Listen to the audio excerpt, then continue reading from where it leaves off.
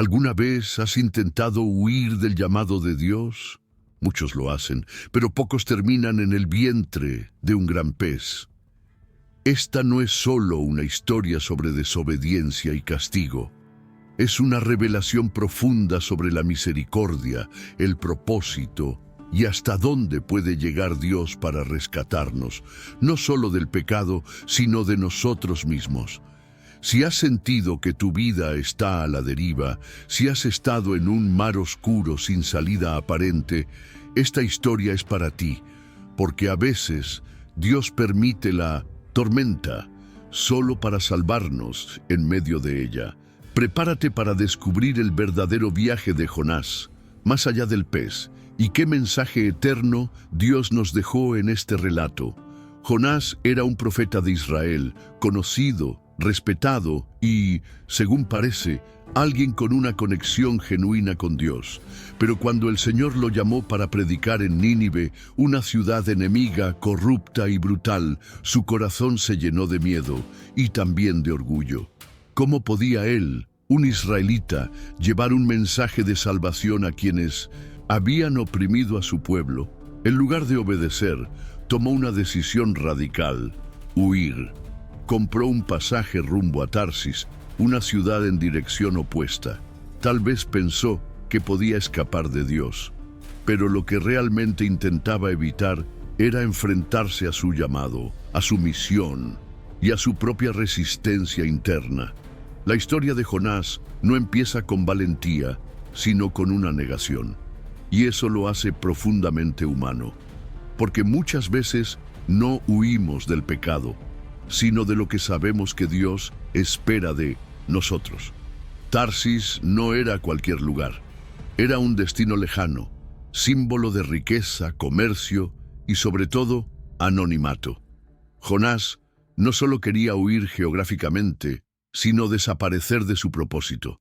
Subió a un barco, pagó su pasaje y se durmió profundamente, como si ignorar la realidad pudiera hacerla desaparecer. Pero Dios no lo había olvidado. ¿Cuántas veces hacemos lo mismo? Compramos pasajes hacia nuestros propios Tarsis, decisiones que nos alejan de nuestro llamado, solo para terminar más vacíos que antes. Jonás no entendía que huir no lo liberaría, sino que lo colocaría en el centro de una tormenta aún mayor.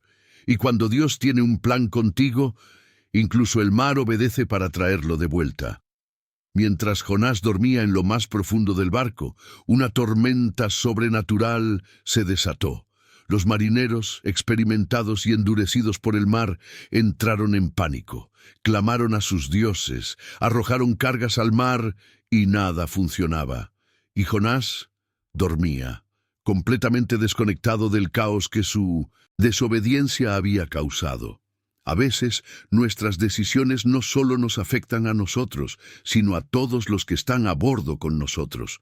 El capitán lo despertó y lo confrontó. ¿Cómo puedes dormir en medio de esto? Clama tú también a tu Dios. Era el momento de enfrentar la realidad. La tormenta no era casualidad, era una respuesta divina, y el hombre que intentó escapar era el centro del problema. Los marineros, desesperados por saber quién era el responsable de la tormenta, echaron suertes, y la suerte cayó sobre Jonás. En ese momento él confesó, admitió que huía de Dios, que era hebreo, que su Dios era el creador del mar y la tierra. Los hombres temieron aún más, no entendían cómo alguien podía desafiar a un Dios tan poderoso. Jonás, entonces, hizo algo impactante. Les pidió que lo arrojaran al mar. No luchó, no pidió perdón, no intentó negociar. Solo aceptó las consecuencias. A veces, tocar fondo empieza con reconocer que somos nosotros quienes provocamos el naufragio. Pero incluso ahí, Dios ya tiene preparada una salida inesperada. Cuando Jonás fue arrojado al mar, la tormenta se detuvo de inmediato. Los marineros temieron a Dios, ofrecieron sacrificios, y Jonás se hundió. Pero en lugar de morir, fue tragado por un gran pez preparado por Dios. No era un castigo, era una cápsula de gracia. En lo profundo, rodeado de oscuridad, frío y desesperación, Jonás no murió, sino que vivió uno de los momentos más transformadores de su vida. A veces, Dios nos guarda en lugares incómodos, extraños y solitarios, no para castigarnos, sino para detenernos, hablarnos y rescatarnos de nuestra propia rebeldía. El vientre del pez fue su prisión, pero también su cuna de redención. Dentro del pez, Jonás oró, no una oración de queja, sino de reconocimiento. Agradeció por no haber muerto, recordó los templos de adoración, confesó que había sido rescatado del abismo por pura misericordia. Esas palabras, desde las entrañas del mar, revelan algo poderoso. Incluso en nuestro peor momento, Dios escucha. Incluso cuando hemos fallado, Él sigue dispuesto a responder. La oración de Jonás no cambió su situación de inmediato, pero cambió su corazón. Reconoció que la salvación pertenece a Dios. Ese momento marcó un antes y un después. Porque cuando entendemos que no merecemos nada, pero Dios aún así nos da todo, empieza el verdadero cambio. Después de 3 días y 3 noches en el vientre del gran pez, Dios dio una orden, y el pez vomitó a Jonás en tierra firme. No fue un lugar cualquiera, sino uno desde donde podía comenzar su misión.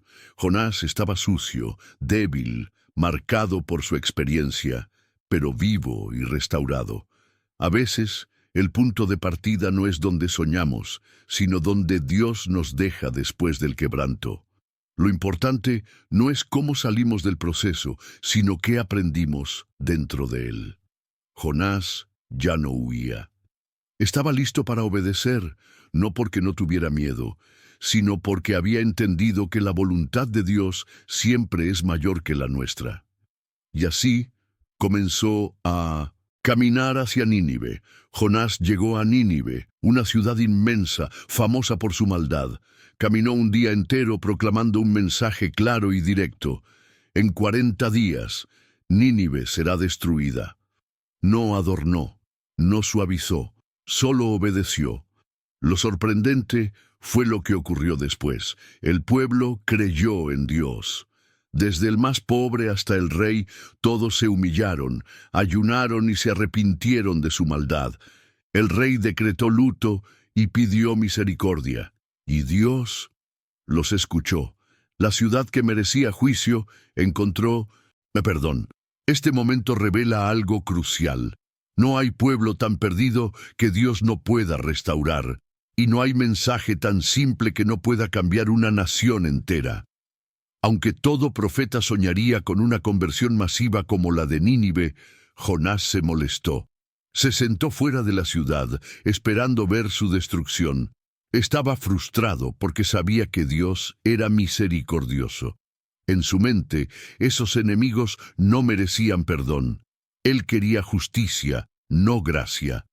Entonces, Dios le dio una lección viva. Hizo crecer una planta que lo protegía del sol, y luego la secó. Cuando Jonás se enojó por la planta, Dios lo confrontó. Tú te compadeces de una planta que no cultivaste, y yo no habría de compadecerme de Nínive, donde hay más de 120,000 personas. El problema no era Nínive, era el corazón endurecido de Jonás. La historia de Jonás no termina con fuegos artificiales, sino con una pregunta abierta de Dios. No sabemos cómo respondió Jonás, y quizás esa sea la intención. Porque el verdadero mensaje de este libro no es solo sobre obedecer un llamado, sino sobre entender el corazón de Dios, un corazón que ama incluso a los que consideramos enemigos, un corazón que busca salvar, no destruir, que usa tormentas, peces, plantas y hasta nuestras crisis internas para revelarse. Jonás representa a cada uno de nosotros, llamados, temerosos, a veces rebeldes, pero profundamente amados por un Dios que nunca deja de perseguirnos con propósito. El mar, al final, no fue castigo, fue misericordia.